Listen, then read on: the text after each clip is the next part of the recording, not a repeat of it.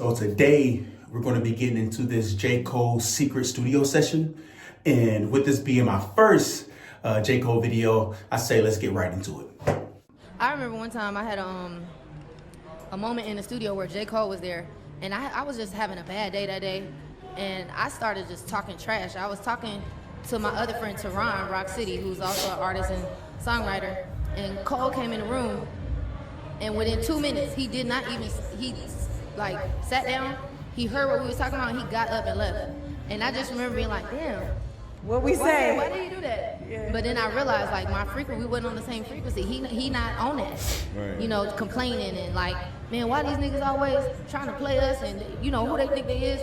That kind of conversation does not circulate in higher level rooms. So, you know. I love that he got up and left though, and just like didn't even try to interject, but just immediately protected his He didn't energy. judge me. He didn't say nothing bad. He sat there, he listened for like a minute, and then he got up and left. Yeah, cause sometimes when I'm in them situations, I'll be like trying to bring the frequency up, like okay, but no, just leave. Because what happens is when you're high vibrational like that, most likely those people are gonna bring you down. You're not gonna be able to bring them up.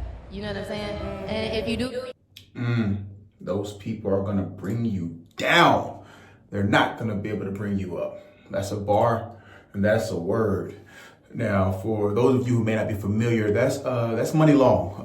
Muni Long, she's really been in the music industry for a pretty long time now, mostly in the background as a writer for some of your favorite hits, right? But as of recently, at least in these past couple of years, she sort of like made a name for herself. Like she has hit with like Made for Me, Hours and Hours, and many others, but those are the ones she's pretty known for.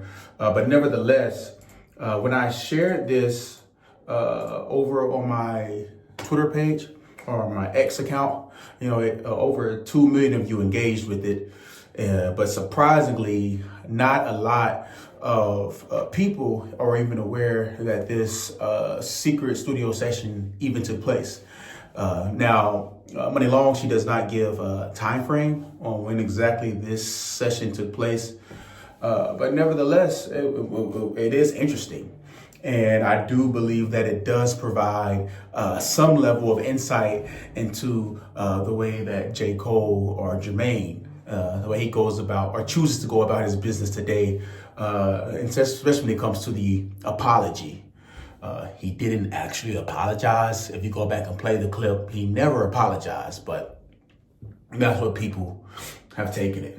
But let's look at some of the reactions that I got from some of you all. One person says, my GOAT knows how to protect his energy. Ty says, as he should. You got Pax. Now this reply was interesting. This person said, you know, I used to work at Rolling Loud in Portugal, and during J. Cole's sound check, they were testing the graphics they were using throughout this event, and they put some weird figure on the screen, and J. Cole stopped everything and said, don't ever show anything even slightly demonic while I'm on this stage. And man, Pax, shout out to you. I think that was really just more insight to why J. Cole did what he did, and when it comes to the Drake and Kendrick beef and him respectfully bowing out. But in light of what she shared, let me share this clip too. Finding off of that, right? And around the time I made this song, I had just more of a spiritual alignment. I got more in tune with God, like for the first time in my life and the most clearest time in my life, I got in tune. And it was not a switch. It's not just a switch that I clicked, but it did take work. And a song like this is the result of that work. Only because I was so clear when I was making this song and making this album was I able to do this. Now, why am I saying all of that? Because all of the goofy type shit that I look back on that I was doing before that, luckily, I look at the last 10 years of my life and I go, damn, like, my life been peaceful, my life been blessed. Yeah, I think we'll stop it right there. Now, clearly, this is someone who has just like been on a journey. in terms of like spiritual, like a spiritual journey. And yeah, I think that J. Cole bowing out of that beef, it had nothing to do with him being afraid to rap against Kendrick or rap with Drake. Like, I don't think it had nothing to do with that. I think J. Cole has shown us that he is truly about protecting his peace. All right, we see it in the Muni Long secret studio session. He walked in, he saw a lot of negative conversation taking place, and he listened for maybe even 2 minutes, and then he walked out. Right? Didn't say nothing. He says, no, this is not a space for me.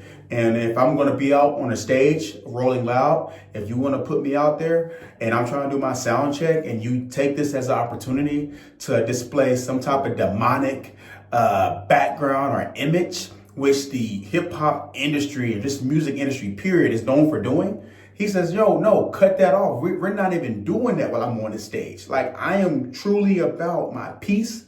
I'm truly about my walk with God and everything being in alignment with that. And if I ever do anything that gets me off that course, because I am human, right? I do make mistakes. I'm going to quickly realign myself back to my purpose because I value peace in this current stage of my career. And yeah, I really think that's where J. Cole is spiritually and mentally. But nevertheless, you all tell me, what do y'all think about the secret studio session? Do y'all think that it was a misstep for Muni Long? Would y'all even be interested in a collab between J. Cole and Muni Long? I know me, with her being a soulful artist, I would be interested in hearing what that would actually sound like. But anyway, it's the first video. I apologize about if you hear me like sniffing and sneezing a lot. It's cold out here and I'm getting over a cold. But please be sure to follow me on Twitter. Right, I'm very active on there. A lot of J. Cole content will be posted there, and also subscribe to my video.